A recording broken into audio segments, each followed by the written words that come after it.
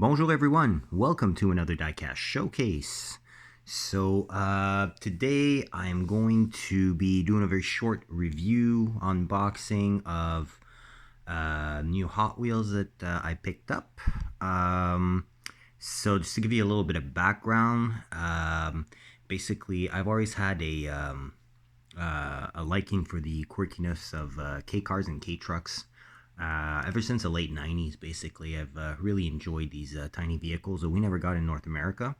And I was heightened a little bit in the late 2000s when 25-year-old cars were still importable from, actually 15-year-old JDM cars were still importable from Japan in my province in Quebec in Canada.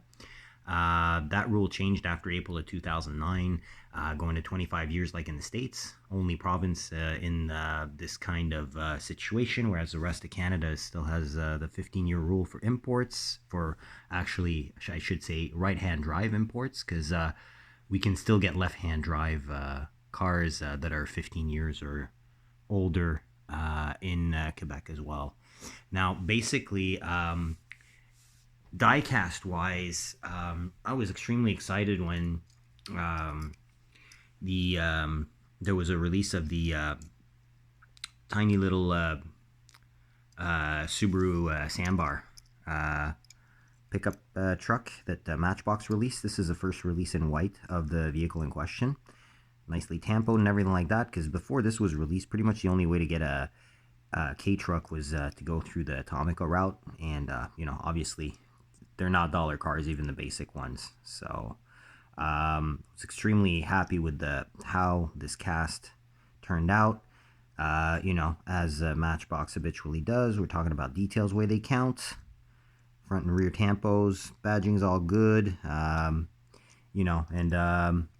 Basically, it's pretty representative of, even in scale compared to other Matchbox cars, to what the size of these things are. They are very small, basically. Basically, following the release of this little Subaru Sandbar, I was really excited also when Hot Wheels decided to jump in, producing the Mighty K, a Ryu cast, as made obvious by the writing on the door. Basically, we're looking at a little modified version of a little K truck. Kind of looks like the Subaru. I mean, it could be a Daihatsu Hijet. It could be, Honda Acti. It could be, all kinds of different little K trucks. Basically, it's a fantasy vehicle, but definitely finds its roots, as you can see if you compare them. They're pretty close to real life counterpart, of late being quite modified. So I was pretty excited when this thing came out, and been liking the cast ever since. Surprisingly, I have not picked up any alternate colorways of this cast. Only spotted the pink one once. Kind of regret not picking it up, and the red one I did spot, and I'm not the Super, obviously, but I'm not big fan of it in red. So I do have a black variation of this one though, and this all leads me to picking up one of the a new recently released collection from Hot Wheels. I mean, I don't think it's something that people are gonna completely go berserk over or collect in any huge capacity, but I did notice the drop of the new Hot Wheels Pullback speeders, which are these guys right here. Now, this is the full lineup for at least this first wave. Don't know if there's going to be more waves, but as you can see, you've got some classic fantasy castings by Hot Wheels, or at least classic recents. I mean, Twin Mill's pretty classic, Bone Shaker. And then you got some more recent release like the Muscle and Blown, which I do have in this exact livery, but in the smaller scale, the first release. Extremely happy they put out the Lolux even, which is really cool, because that one actually has the opening hood. And, as you can see, you've got a couple of real-life licensed vehicles, i.e. the GMC Hummer EV, which pretty good looking cast. I mean, I'm not a fan of the vehicle in real life, but it's a pretty good looking cast. And well, that Porsche 911 GT3, I mean, it's not bad, but as you can see from the photo, the rear wheels are really big compared to the fronts, and I don't know. They should be staggered in width, not in diameter, but I've commented on that umpteen number of times. So obviously, in views of what I just showed you, you can probably guess which one I actually picked up, and it is indeed the Mini K. So scale wise, I mean, we're talking about pretty much, for example, the Porsche, which is the easiest to compare. I mean, it fits in this box, right? Porsche is obviously a bigger vehicle. It's obviously overall longer, but overall scale wise, this should be much smaller. If it should follow the size of the Porsche, and even more so for the Hummer. So this, I'm going to guesstimate, is probably somewhere in the realms of between 1/25th and 1/30th scale, something of that sort. It's not 1/43rd scale, that's for sure. And I mean, I'd be surprised if it was not larger than 1/32nd scale, which is a pretty popular scale. So yeah, I thought I'd unbox this with you guys and share my thoughts on it. First and foremost, box, well, pretty standard. You've got basically the pullback range. You've got the fact that it's a metal body. And you've got also the fact that it's got opening doors, which is pretty cool. Not a whole lot to see on the back. Other side, you've got a little bit of artwork with the twin mill and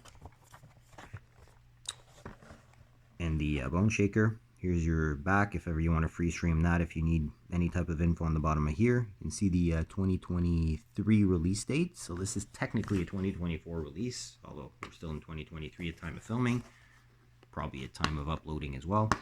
And yeah, basically, without further ado, I'll get this thing cracked open and we'll check it out in a little bit more detail. I'll just pull out my little multi-tool here to get this this thing opened up.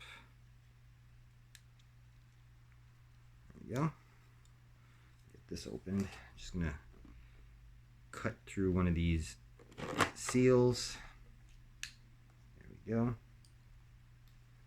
And yeah, let's see what she looks like outside the packaging. This will give me at the same time opportunity to see how this is affixed to the base and all that good stuff. So here we go. Opening the box. Go. Okay. All right. So here she is outside the box. He, she. I don't know. Let's not genderify anything here because it's 2023. You can't do that anymore, right? Yeah.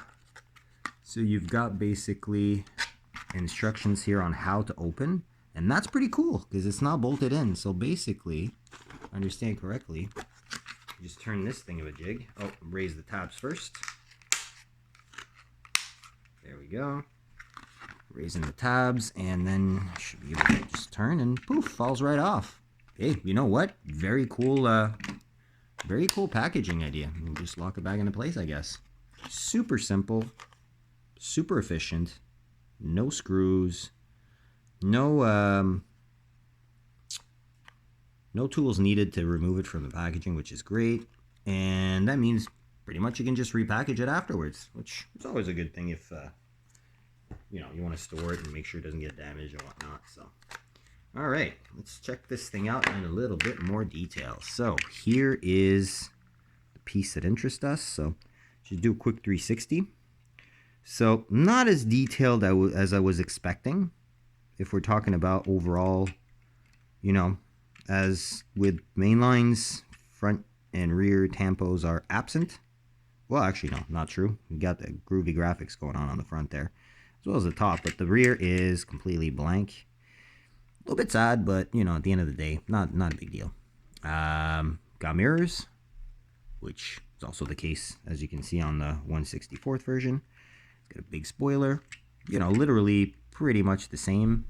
And cool feature on this one, opening doors as you saw in the packaging, and it is a right-hand drive. That's pretty cool.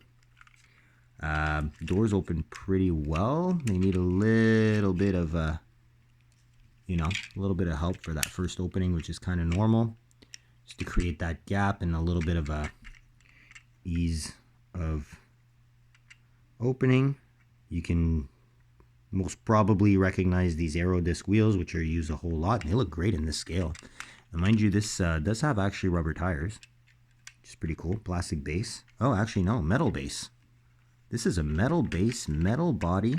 I mean, the plastic on here is going to be limited to the wheels, the interior, and all the accessories in the rear of the truck. So you got an extra set of those aero discs, all black. Obviously, it's just one big piece of black plastic, which continues on the inside and actually lends itself also to the little intercooler, which would, in my opinion, look probably better in silver. Front lights are actually lensed, part of the glass portion, just like the casting in 3-inch scale. And yeah, well, obviously it's a pullback, so very powerful pullback motor, which is pretty cool. This thing is weighty, seriously, wow. Felt fairly weighty in the box, but out the box it's extremely weighty. And I mean, it's good looking little truck. I find it's really cool. It'll look great with like a, I don't know, maybe Jada 1/24th scale. I'm getting the feeling that's probably the scale that it would look most proper next to. And yeah, let's see. I'm just gonna look for a car to put next to it that should be pretty close in its scale. So bear with me, guys, while I dig through. Oh, let's see, 1/24th scale. What could I compare this to? I don't know, honestly. I don't know. Let's see. I could probably just compare it. Let's take the closest one that doesn't require too much digging to get out. It's gonna be not JDM, but just to compare the scale of it. That's really all I want to do. I just pull out the closest Jada 1/24th that I have. It's one that I've shown off previously in another video, and just want to see how it compares in scale. So here you got a big old 1/24th scale Jada. To me, it kind of looks way too big. So let's forget that one. Let's see if we take a true 1/24th scale. See how that fares out. Let's see. What do I have that's pretty accessible? We'd probably go with this one. I could probably go with this one. Let's go with this one. Alright, let's see. So let's pull out a true 1/24th scale. Actually, it's a little bit more in line with the subject matter here. You're going to excuse me on this one. This one has been on display for well over a decade, so it's extremely dusty. But let's compare this to this FDRX7 from Motormax. So, still looks awful big. So you know what? I may be off. Maybe it is about the size of 1/32nd Jada. Let's check. Let's check to see.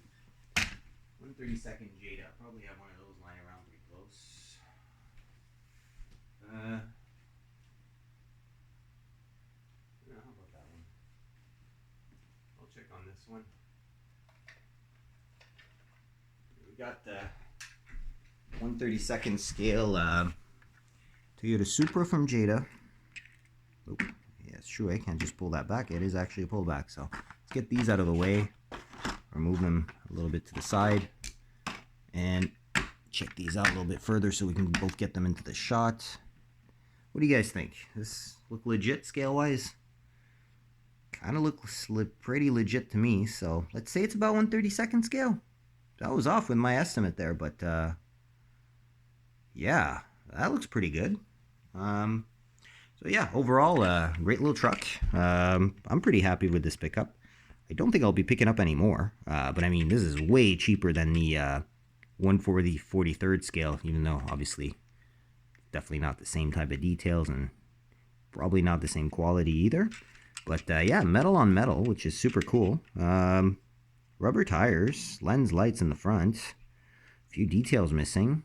Accessories are not accessorized, but overall, you know, with the addition of opening doors, well done interior and whatnot, I mean, I'd give this a solid 8 out of 10.